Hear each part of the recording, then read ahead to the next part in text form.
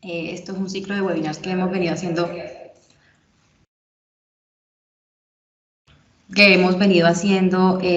sobre la ISO 13528 del año 2022. Y el día de hoy nos vamos a centrar en el numeral 9.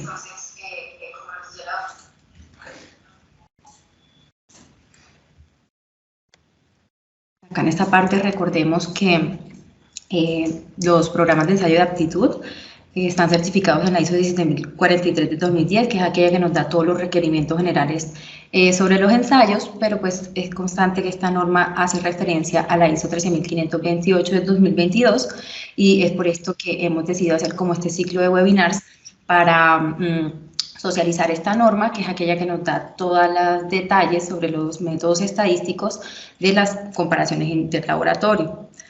Actualmente la ISO 17043 está en revisión y se proyecta para publicación de la 17043 del 2022 para este mes de abril. Entonces, como hemos visto en los anteriores webinars, la ISO 13528 está compuesta por un alcance, unas referencias normativas y en el primer webinar hablamos de la determinación del valor asignado y su incertidumbre. Recordemos que en esta parte nombramos todo lo de material de referencia y que por el valor asignado también se puede establecer mediante consenso por expertos y que la conclusión que se llegaba en este webinar era que como la metodología más utilizada era el valor por consenso para el valor asignado. En el siguiente webinar fue la determinación de criterios para la evaluación del desempeño y el día de hoy vamos a hablar del numeral 9, que es el cálculo de estadísticos de desempeño. ¿Por qué es importante? Porque pues yo como participante debo saber cómo o qué estadísticos están utilizando para evaluar mi desempeño, para decir si mi desempeño, digamos que es el indicado o no. En este numeral tenemos un 9.1 donde se habla como todas las consideraciones generales a tener en cuenta para la determinación del desempeño. En el numeral 9.2 nos hablan sobre la incertidumbre que se debe limitar en cuanto al valor asignado. En el 9.3 nos hablan de todos los errores de medición que se pueden presentar. Y del numeral 9.4, 9.5, 9.6 y 9.7 se basa pues como la descripción de los diferentes estadísticos que evalúan mi desempeño. Tenemos el Z-score, el Z'-score, el Z o mi puntaje Z y E_N-score. Por otro lado, también nos habla sobre la evaluación de la incertidumbre de los participantes de estos ensayos de aptitud. Y por último, se mencionan los diferentes puntajes utilizando desempeños combinados. Entonces, antes como pues, de entrar en materia en este numeral, es bueno que recordemos y repasemos todo un glosario para entender mejor la norma. Entonces, recordemos que cuanto al valor asignado, tenemos que es el atribuido a una propiedad o característica particular de un elemento de ensayo de aptitud. En cuanto a la desviación estándar, tenemos que es la medida de dispersión utilizada en la evaluación de los resultados de los ensayos en base a la información que esté disponible. En cuanto a error de medición, se hace referencia a que es el valor medido de la magnitud menos un valor de referencia. En cuanto al error máximo permitido, la norma nos dice que es aquel valor extremo del error de medición con respecto a un valor cuantitativo de referencia conocido o permitido por especificaciones o regulaciones para una medición determinada, un instrumento o medición de sistema. Entonces, un ejemplo de estas especificaciones o regulaciones es CLIA o RILIVAC, que son aquellos entes reguladores que nos indican los APS de nuestros analitos. En cuanto al Z-score, que es el estadístico o medida normalizada de desempeño, calculada mediante el uso del resultado del participante y el valor asignado. Además, se debe tener en cuenta también la desviación estándar para evaluación de la aptitud. Mi puntaje Z es aquella medida normalizada de desempeño, pero acá en este puntaje Z yo le voy a agregar o voy a tener en cuenta también la incertidumbre estándar combinada para el resultado y para mi valor asignado. En cuanto a la proporción de puntaje límite permitido, se tiene que es la medida normalizada del desempeño calculada empleando el resultado del participante, el valor asignado y el criterio para el error de la medición en un ensayo de aptitud. Y también es importante saber cuándo la norma nos dice lo de señal de acción, que es aquella indicación de una necesidad de acción que surge de un resultado de ensayo de aptitud. Es decir, que las señales de acción son las que nos van a decir si debemos o no tomar acciones correctivas. Entonces es importante también como recargar estos símbolos griegos que la norma pues hace referencia a estos. En este caso nos vamos a centrar en el delta, el símbolo Z y sigma.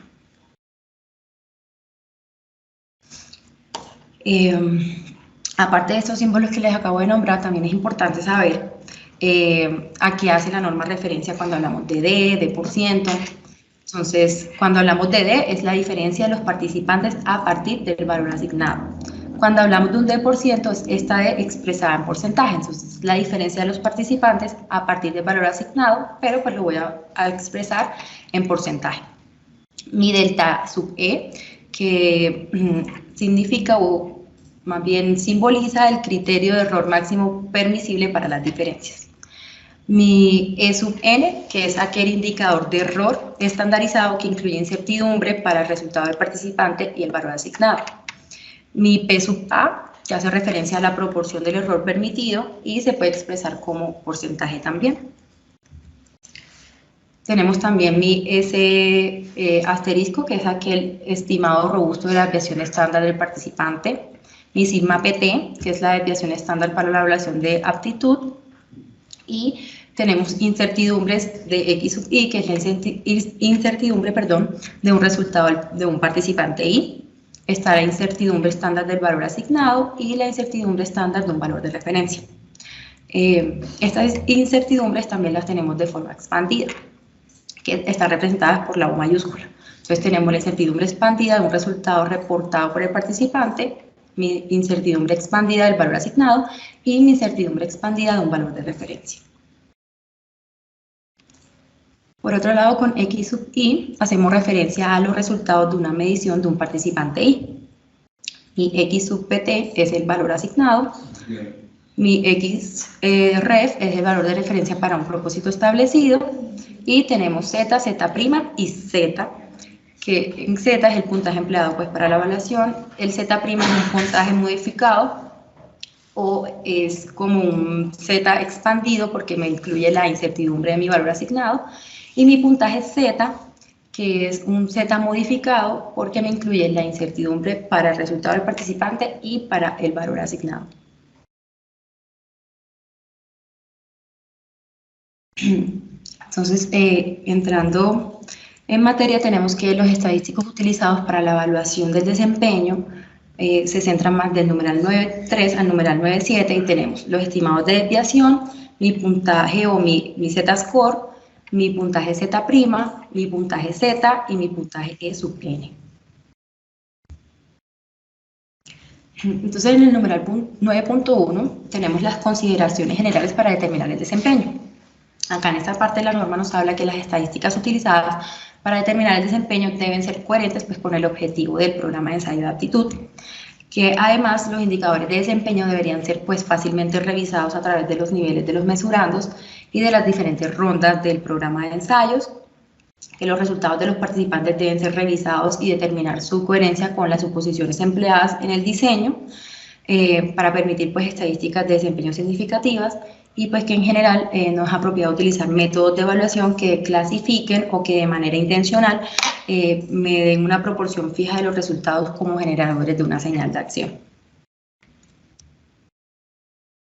Bueno, digamos que acá también es importante mencionar que obviamente como la divulgación y la explicación de todos los estadísticos que evalúan mi desempeño es importante porque así va a ser más provechoso para el participante saber y entender el cómo se le está haciendo esa evaluación de desempeño.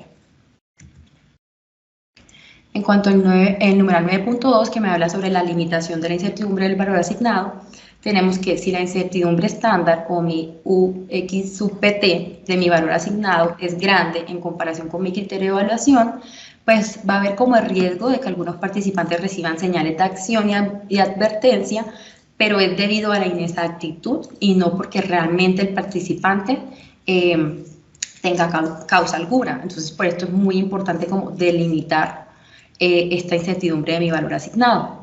Acá la norma también pues, nos dice que para determinar esta incertidumbre, esto se debe informar a los participantes y nos invita a revisar el numeral 4.4.5 y 4.8.2 de la 17.043.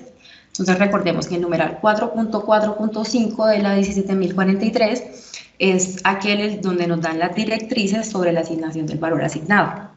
Y el numeral 4.8.2 es el que se refiere a toda la descripción de los elementos que deben estar incluidos en el informe, porque pues, el participante debe saber cómo se está haciendo su evaluación.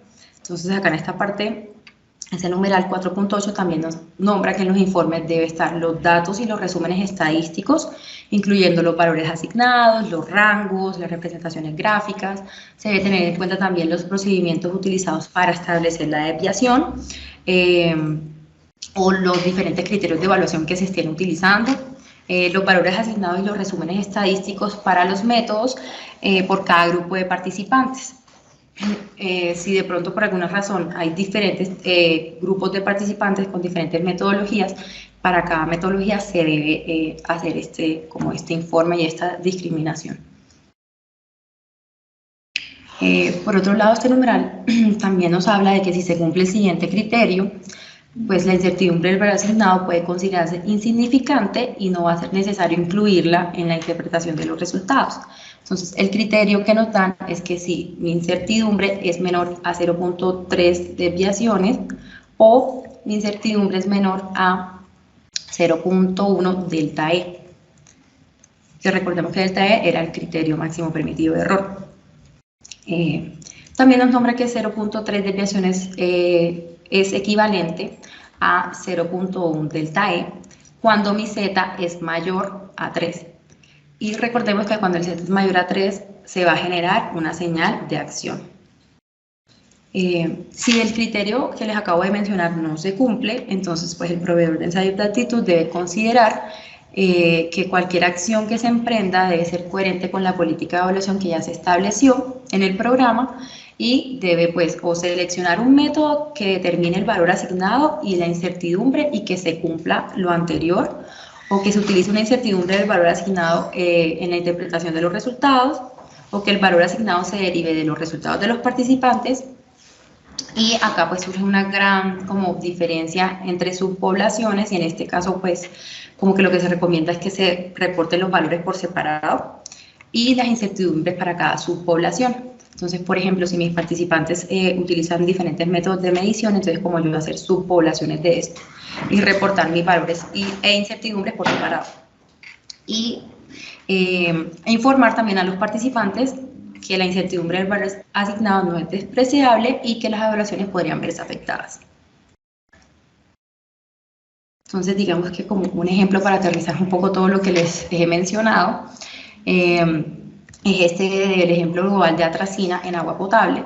La atracina es un herbicida y en este ensayo de aptitud se tienen 34 participantes. Los datos sin procesar se muestran en la tabla E4, acá. Y pues lo que hacen es como ordenar los valores para pues que haya mayor claridad. Y en esta tabla se muestran los valores calculados para la media, la desviación, la desviación estándar robusta y las iteraciones que se realizaron en cuanto a la media y la desviación. Que vemos que a la sexta iteración no cambia sus terceras cifras significativas. Entonces digamos que esta tabla nos resume o nos muestra como el cálculo de promedio y las desviaciones estándar que se hicieron para estas mediciones. Acá en este histograma pues nos muestra como los resultados de los participantes. En mi eje X tengo la concentración de la atracina, que es el herbicida, y acá en este gráfico de densidad de kernel, en mi eje X tengo la concentración de mi herbicida y en mi eje Y la densidad de kernel. Digamos que este gráfico de densidad de kernel nos muestra como la distribución de mis resultados. Pero pues recordamos que toda esta parte de los gráficos y tablas vamos a ampliar esta información en el siguiente numeral, que es el numeral 10, que nos habla sobre todos estos cálculos estadísticos representados en gráficas.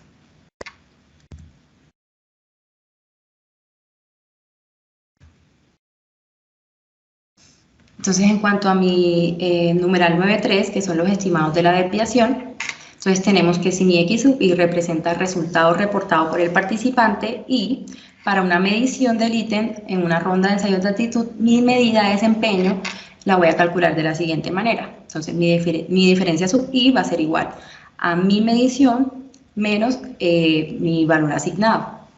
Y que, como les nombraba anteriormente, esta diferencia se puede expresar en porcentaje. Entonces, ¿cómo la expresamos en porcentaje?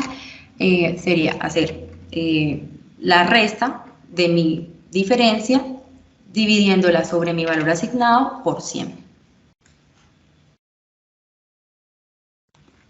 Entonces, en cuanto a la diferencia de sub I o de por ciento, esta se va a comparar con mi criterio. Recordemos que delta E es mi criterio de error permitido, y esta comparación, cuando yo tengo mi diferencia y la comparo con este criterio de aquí, es que yo voy a establecer si mi desempeño es aceptable o no, y este mismo criterio se aplica para mi D%.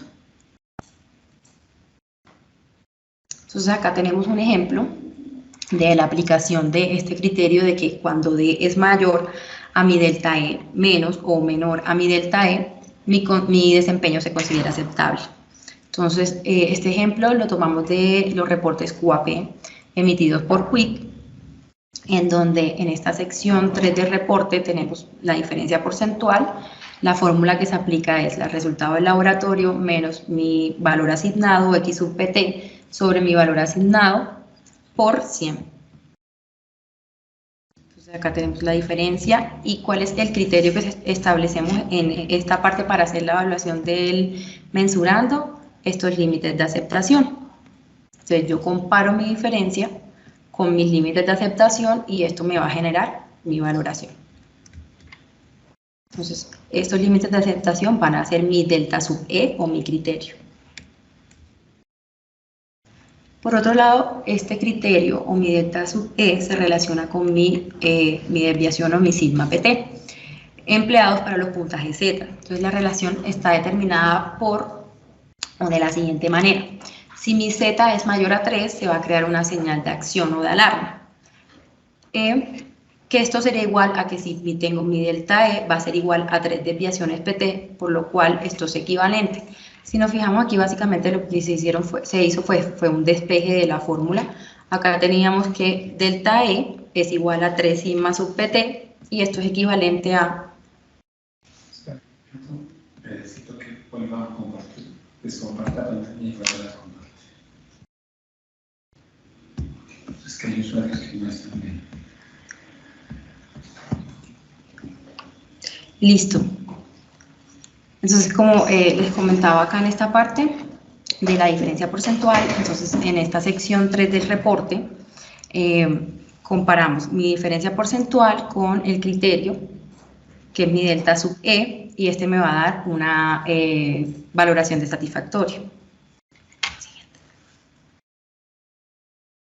Entonces, acá en esta parte mirábamos que el criterio sub E se encuentra relacionado con mi sigma PT, y esta relación está determinada para los criterios de evaluación para el puntaje Z. Entonces, un ejemplo de esto es que si mi Z es mayor a 3, se va a crear una señal de acción. Y cuando mi criterio E es igual a 3 desviaciones, esto es equivalente a sigma PT igual a mi criterio sobre 3, que en esta parte lo que les comentaba es que básicamente se hizo fue un despeje.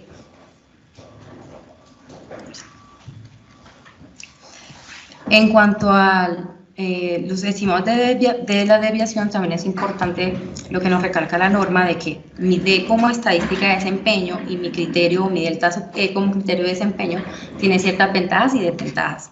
Entonces, en cuanto a las ventajas de estos estadísticos, es que los participantes pues tienen una comprensión intuitiva de dichas estadísticas, porque pues pueden asociar como causas comunes de error, ya sea por la calibración incorrecta o sesgos en las diluciones. Pero hay ciertas desventajas en cuanto a estadísticos que son poco convencionales para los ensayos de aptitud en muchos países o campos de medición y que D no está como tal estandarizado para múltiples analitos o cuando los criterios de idoneidad varían por nivel de mensurante.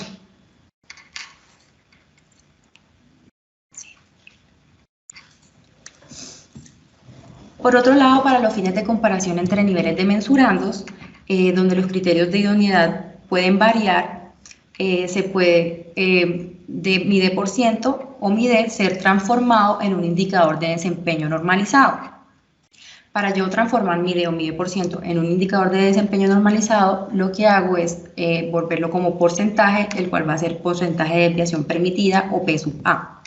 Entonces, básicamente lo que hago es mi P sub A va a ser mi diferencia sobre mi criterio por 100.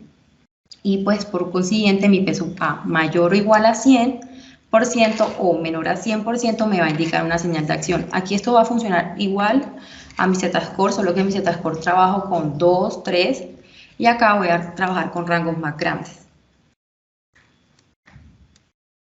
Es un ejemplo de esta aplicación de mi P sub A.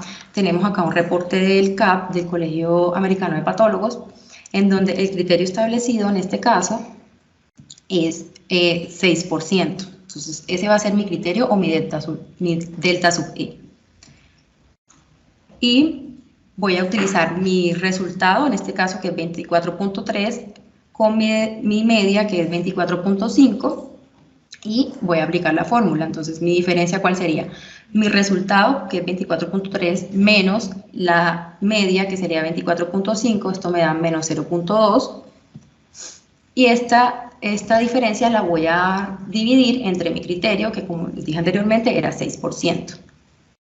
Esto me da menos 0.045 y esto lo vamos a multiplicar por 100.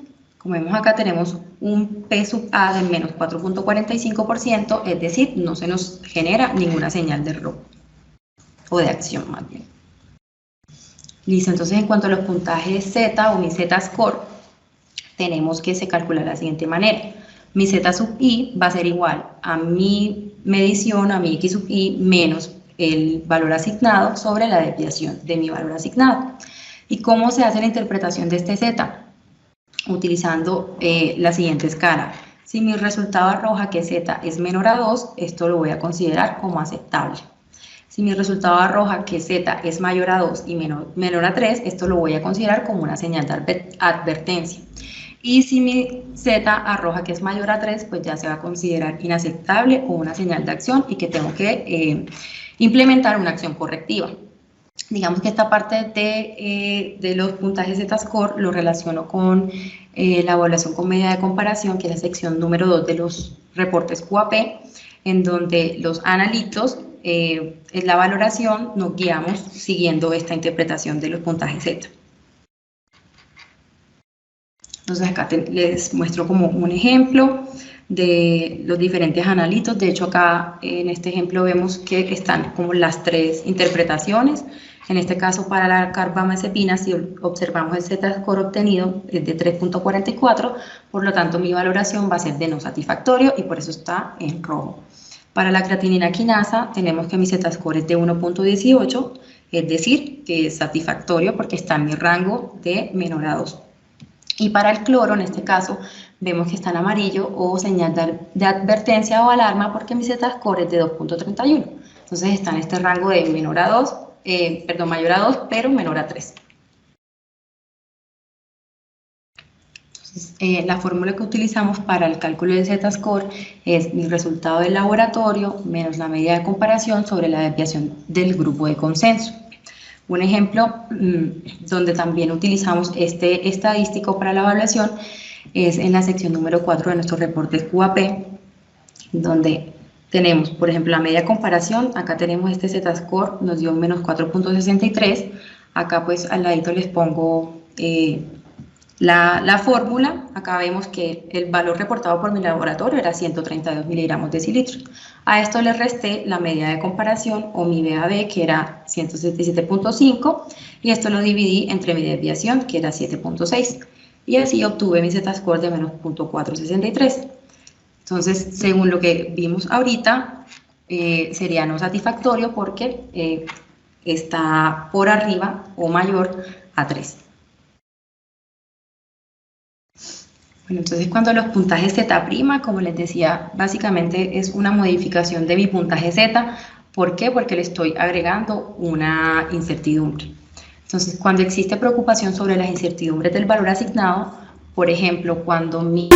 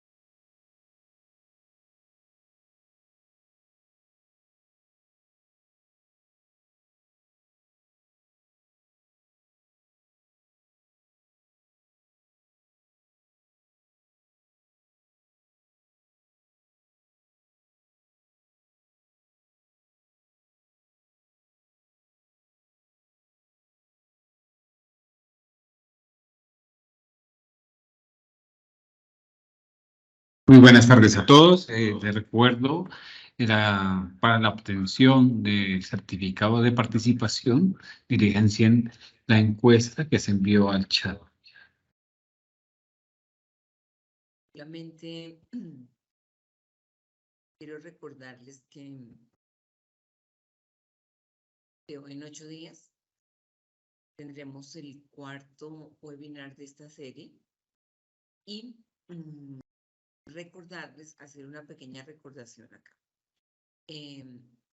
Manejamos nosotros en el primer webinar este contenido de cómo se asigna el valor, cómo se determina el XPT, el valor asignado, es decir, el valor con el cual el programa de control de calidad externo va a comparar mi resultado.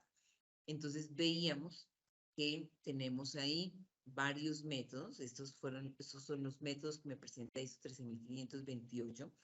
Me gustaría que nos compartieran en el chat cuál de estos métodos utiliza su proveedor de control de calidad externo para asignar ese valor aceptado como verdadero, ese XPT con el cual están comparando los resultados de sus laboratorios. Usan una formulación específica, un material de referencia certificado, los resultados emitidos por un laboratorio, un consenso de expertos, o usan el consenso de los resultados de todos los participantes.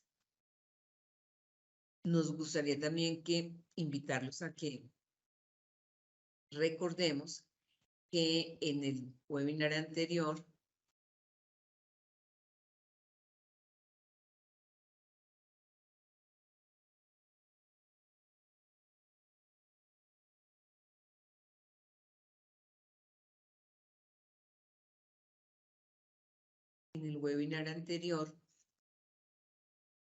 también hablamos de cuáles son esas formas de determinar los criterios de evaluación de desempeño. Entonces veíamos que habían 6 criterios para evaluar si el desempeño es satisfactorio o no es satisfactorio: por percepción de los expertos, por experiencias en rondas previas de un programa de ensayos de aptitud, mediante el uso de un modelo general, por desviaciones de estándar de repetibilidad y reproducibilidad de estudios cooperativos previos, a partir de datos obtenidos de la misma ronda, o por seguimiento de acuerdos interlaboratorios.